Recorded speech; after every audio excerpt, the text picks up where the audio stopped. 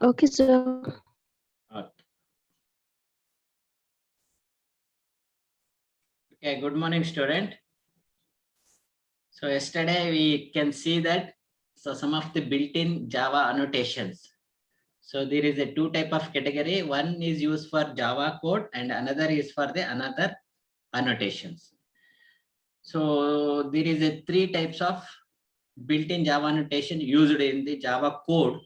One is the override, suppress warning, and deprecated. And the another four is the built-in Java notation used in other annotations like a target, retination, inherited, and documented. So we can go by one. So what are the built-in Java annotation used in the Java code? So first one, that is the override. See, the override Java annotation is used above methods that override the methods in the superclass. Suppose in case, if you have to declare the methods, that the method will be override in the superclass. So if the method does not match whatever you declare in the parents method, that method in the superclass, so the compiler will give an error. So this is by using the at override. The at override annotation is not a necessary in order to override a method in superclass. So it is not necessary to write the override in the superclass, but it is a very good idea to use it still through in some of the cases, whatever you can change the name of the overridden method in the superclass. So we can using the at override. But in your subclass method would no longer to override. So we cannot take no longer to override it the particular method of the superclass. So there is a two types. One is the without using override and another is the with using the override. Suppose in case if you have without a override annotation, so you can just would to find out so where it is. But when with the override annotations, so this at override annotations, so the compiler would tell that the method in the superclass, but it is not override any of the method in the superclass. So these are the two types of we are to using with and without at override annotations. So an override annotation means a method that overrides the method in the superclass. If does not match the any of the method in the superclass, so the compiler will give an error message. So this is by using at override. I can give an example of how the override will be written.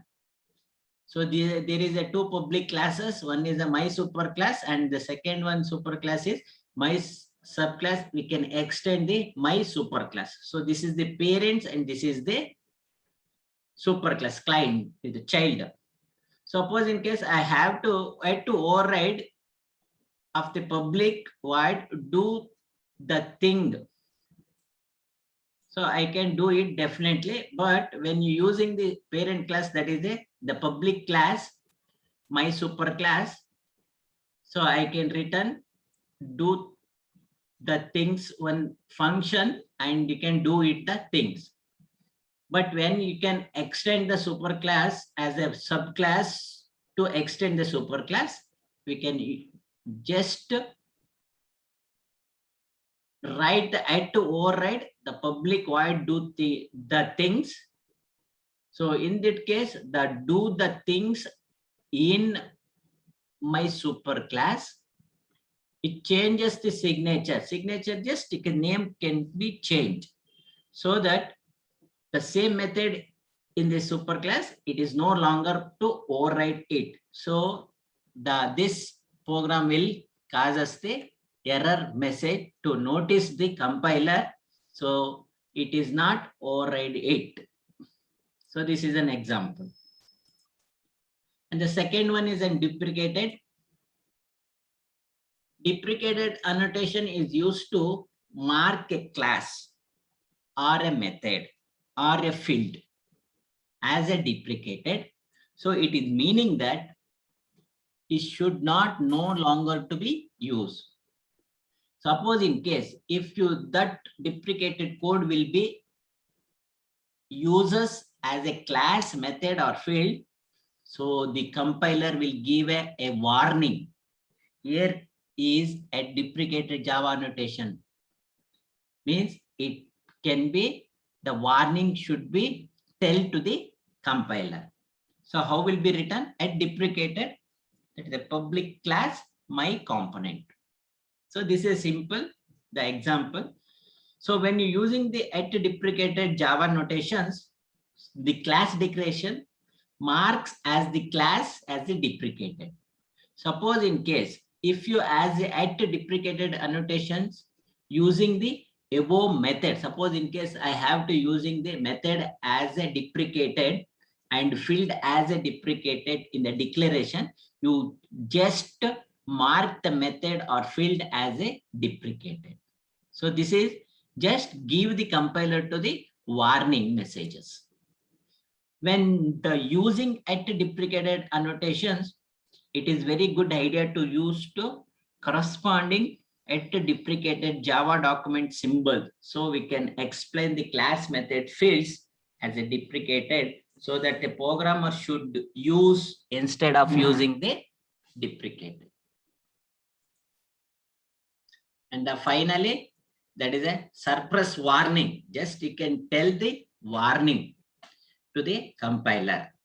So at suppress warning annotation, make the compiler suppress warning for given the method. For an instance, if you as a method, we can call to the deprecated method, or you can make the increase the typecasting. So the compiler may be generated a warning. So we can suppress this warning by annotating the method, whatever the containing code in the suppress warning annotation. So how will be written? At the suppress warning public void method with warning, so that when your error will arise, so the suppress warning makes a compiler to give the warning of the given method. So these are the three types of built-in annotation used in the Java code. That is override, suppress warning, and deprecated. And the next we can move to the a built-in Java annotation used as another annotations. There is a first one is a target. At target tag is used to specify at which type of annotation is used. First, it can check whether which type of data type will be used in the particular annotations. Suppose in case I have to using java.language.annotation.element type. Type is nothing but a data type, or a enum. Enum is that is an enumerations. So we have to declare some of the many constant value to specified in the preprocessor statement, so that the whatever you specify the type of the element, so that the annotation is applied. So I can give the a direct a constant value in the capital letters. You can write as such as type, method, and field, so that we can see that the constant value of the element type is enumeration type is, so they are type is the class or interface or enumerations. So yes, you can write in the element type field. So fields can be applied for the annotation, so that the method, it may be a method, constructor, local variables, annotation type, and parameter, etc. So these are the target. At target we can use for another annotation to specify what type of data of the annotation is used. And we can, when you declare the elements, to specify the constant value such as the type, method, and field. So there is an example. So there is a two type of example. You can see that one is the specify the annotation for the class, and the second you can specify the annotation for the class, method, and also the field. So how will be written? You can just write down add to target element type dot type. So I can define the annotation type as the type in the constant value. So we can write down at interface my annotation. I can initializing the integer value 1 and the string value 2. So this is the type of, we can specify the annotation in the class. So type, so when you comes to the add to target element type, it means that it is the class type. And the second example, we can say that I can directly specify the annotation for the classes, method, and field. So how will be written? You can just add the target of element type. So you can see that when you write the more number of classes, method, and fields, it should be written in the flower bracket and separated by the comma. You can see that. So open bracket, curly braces, that is the flower bracket, element type dot type, comma, element type dot field, comma, element type dot method, and close the flower bracket and close the open bracket. So this can be applied to specify the annotation for the class, method, and field. And you can write the interface at interface my annotations. I can directly give to declare the value integer value 1 and string value 2. So these are the two examples to specify the annotation for the class, and the second example to specify the annotation for the class, methods, and fields. So this is, we can call it as an at target. The second one, we can go for the retention. So retention is used to specify to what level annotation will be available. Means the what level the annotation will be helping in our Java code. So that is by using at retention. So there is a three policy of retention policy we can availability in the Java source code or any other annotation. One is the source, second one is the class, and the third one is the runtime. So how will be written the policy of the retention? So retention policy dot source means it is availability up to the refer to the source code and describing the during the compilation, and it will not available in the compiled class. So the first one is the source, means it helps the source code to describe during the compilation, but it is not available in the compiled class. So this is the first one. Understood? The first is the retention policy dot source, means it use referred for the source code and describe the during the compilation, but it is not the compiled class. And the second one is the retention policy dot class. It refers to the class file, and it is also available to the Java compiler, but it is not in the JVM, that is the Java virtual machine is not in the retention policy dot class, but it should be included in the class file. ಅರ್ಥ ಆಗ್ತಿದ್ಯಾ? Yes, sir. Okay. Retention policy class means it refers to the class file, that is the dot class files available in the compiler but not in the JVM. It should be included in the class file. And the source file is reference to the source code described during the compilation, but it is not available in the compiled class. And finally, that is a retention policy dot runtime is refers to the runtime and also available in the Java compiler and also the Java virtual machine. So these are the three retention policy are available in the where? That is another annotation source file. This is the second one. The third one, and we can give them a simple example how the runtime type and source will be specified at the retention of retention policy dot runtime At target, that is an element type dot type. So we can write on at interface my annotation integer value 1 and string value 2. So this is, we can specify at retination of policy dot runtime. And the third one is inherited. So it is by default of the annotation, and it is not inherited to the subclasses, but at inherited annotation marks the annotation to inherited to the subclasses. Just you can specify you should attend the at inherited class in the subclasses. Just, but it is not inherited. It is tells the compiler to marks the annotation to be inherited to the subclass. So this is a inherited. And how will be written? At inherited. So at interface for everyone. So now it is be available to the subclass also. So at interface for everyone. So class, superclass, and that super subclass can be extended as a superclass. So this is the example of using at inherited.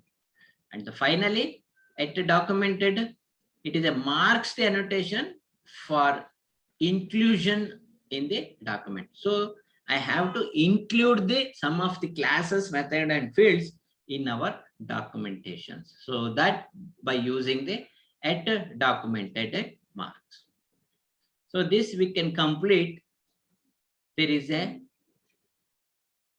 Java annotations using some of the built-in annotation.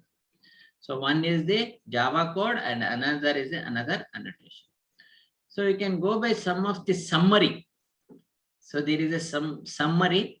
So this is help for your examination purpose. So summary means, so Java built-in annotation using for java.language packages.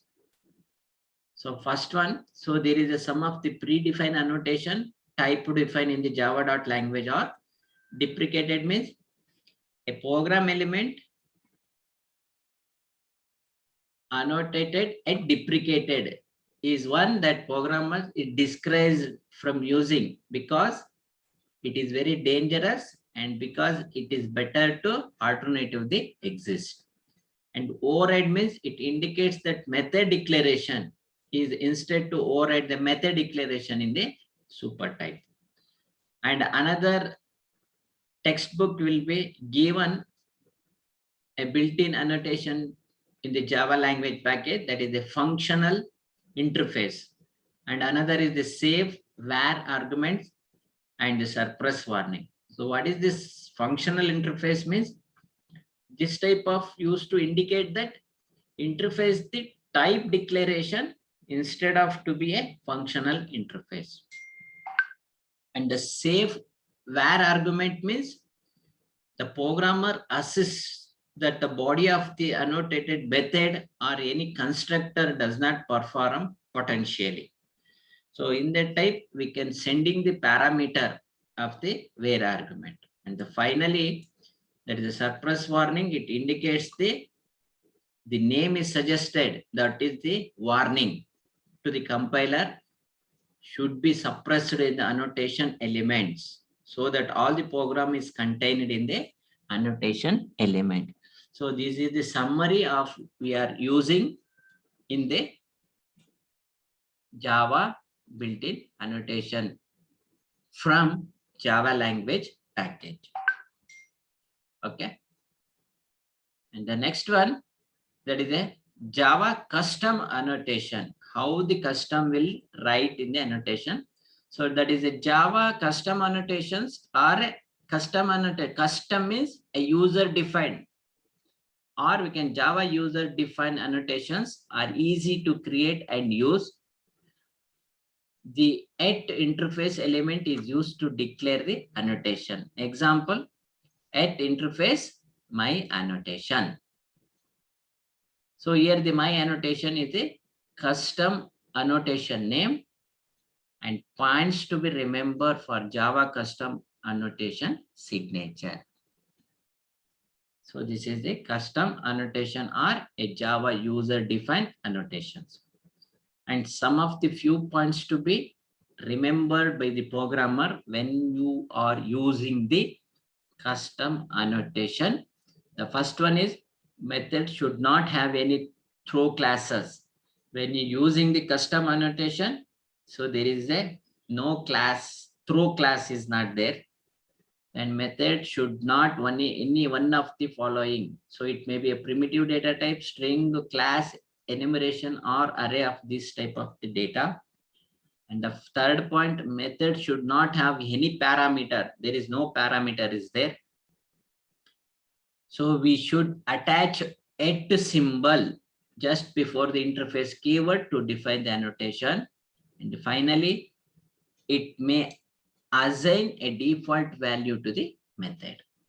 So that is the int value 1 or a string value 2 equal to null, or it should be a XYZ within the double quotes. So we can assigning the default value to the method also. So these are the points to be remembered to the programmer when you write the a annotation. So this we can complete, that is the annotations.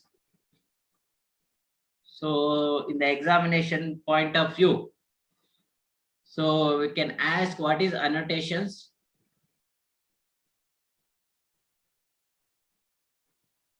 How many types of annotation in Java? Marker annotation, single value annotation, multi-value or full value annotations. And what are the type declaration of annotations? And this is very important.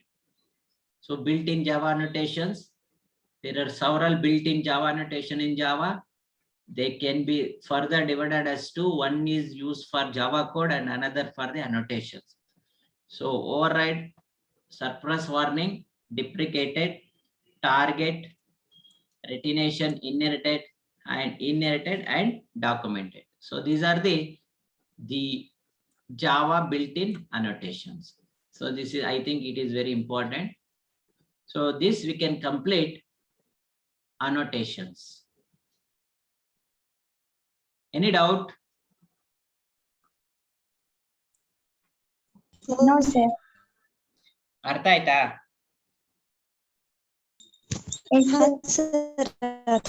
ನೀವೇನ್ ಮಾಡಿ ಗೊತ್ತಾ, ಅನ್ನೋಟೇಷನ್ ಇಂದ ಒಂದು 2 questions ready ಮಾಡ್ಕೊಳ್ಳಿ. ಅಷ್ಟು 2 questions ready ಮಾಡ್ಬಿಟ್ರೆ ಅನ್ನೋಟೇಷನ್ಸ್ ಅಲ್ಲಿ ಏನ್ ಕ್ವಶನ್ಸ್ ಕೇಳಿದ್ರು ಬರೆಯಂಗಿರ್ಬೇಕು. ಆಮೇಲೆ ಎಲ್ಲರೂ ಚಾಟ್ ಬಾಕ್ಸ್ ಅಲ್ಲಿ ಬರ್ದಿದ್ದೀರಾ ಪ್ರೆಸೆಂಟ್? 26 ಜನ ಇದ್ರೆ ಒಂದು ಹೋಯ್ತು, 26 ಇದ್ದಿದ್ದು 25 ಆಯ್ತು. ಓಕೆ, ನೆಕ್ಸ್ಟ್ ಸ್ಟಾರ್ಟ್ ಮಾಡೋಣ. JDBC. Okay. Now we can start with the JDBC. What is JDBC? Is nothing but a Java database connectivity. Then what is ODBC? Anyone? What is ODBC? ಹೇಳಿ, ಯಾರು ಬೇಕಾದ್ರೆ ಹೇಳಿ ಗೊತ್ತಿದ್ರೆ.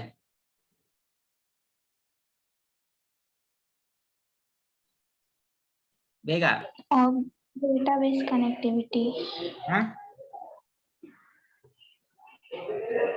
O means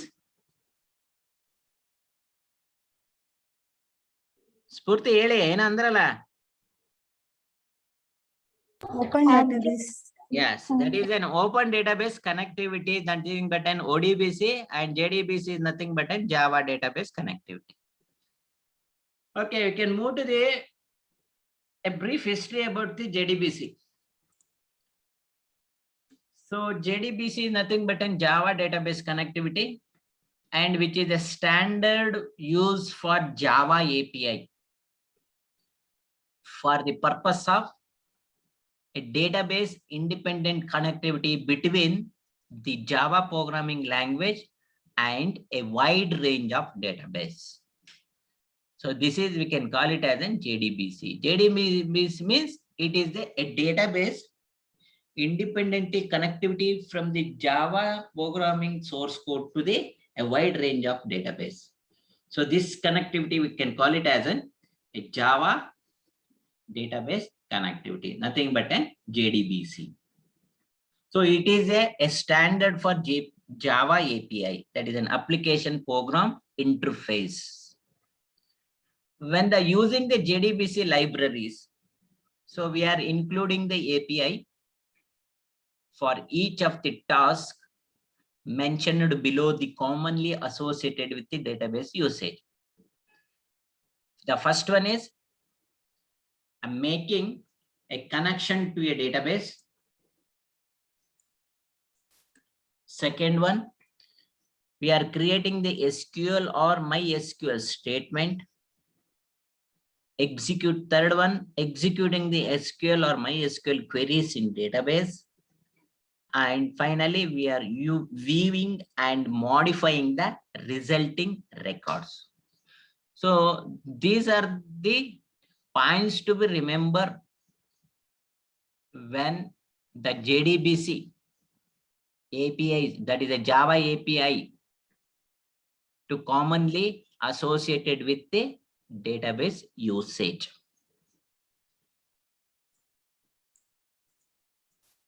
And fundamentally, what is JDBC? A JDBC is a specification that provides a complete set of interface so that it allows for portably access to an underlying the database. When using the Java source code, so we have to write different types of executable such as Java application, Java applet, Java servlet, Java server page, enterprise Java beans. So these are the different types of executable database from the Java when you are using. So JDBC means it is a specification and provides the complete set of interface and portably to access the database. And all the executable statement, nothing but in Java application, applet, servlet, JSP and EJB. So these are the different executable are able to use JDBC driver to access the database and take the advantages of the stored data. It means that I have storing the information in the database. In that case, when you are running the Java application to access the database, so the JDBC driver is very important role in the Java application, Java applet, Java servlet, and JSP, and also the EJB. When the JDBC provides the same capability of ODBC, so it is a similar to the ODBC, that thing but an open database connectivity, and allowing the Java programs to contain database independent code. So this we can provide the fundamental of JDBC. And some of the points to be remembered, when the JDBC is similar to the Microsoft ODBC, nothing but an open database connectivity. And JDBC API makes everyday database task like a simple by using the select statement in a query for using to execute the query statement is very easy. The role of JDBC is just act like a wrapper to let you feed the SQL request to the server. The third point, when you access the database on the same machine or a server on a LAN or on a server across the internet, so JDBC is very important role to use to find to fetch the database fields. And what does the JDBC do? First, we can establish a connection with the database. Second, send the SQL statement. The third is to the process the result. So this can be used by JDBC can do.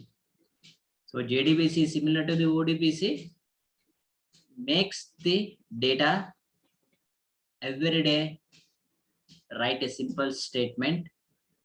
The role of JDBC is just like a wrapper, overlap by using the SQL query request to access the database in the same machine, or it may be a LAN, or it may be a internet. So we are using the JDBC.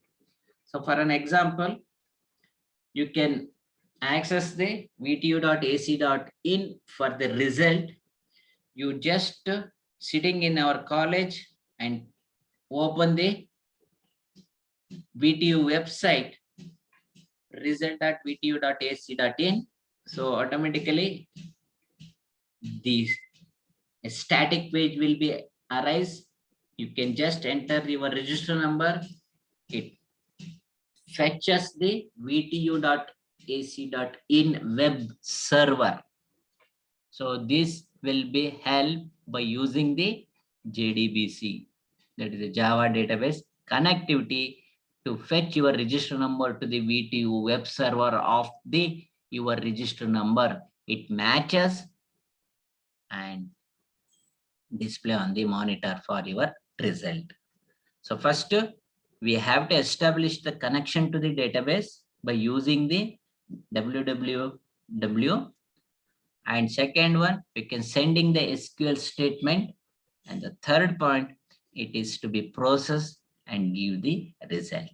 So this will can help the JDBC. So today I can stop here. So tomorrow I will tell what is talking to database, some of the JDBC concept, and how to step during the execution of the JDBC. Okay. Any doubt?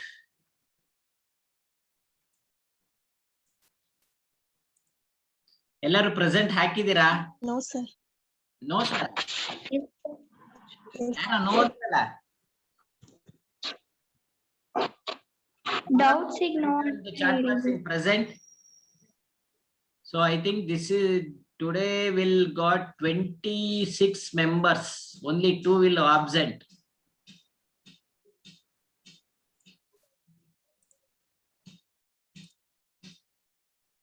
Okay. Today I can stop here. So tomorrow I will start with the next task of the JDBC. Okay, thank you.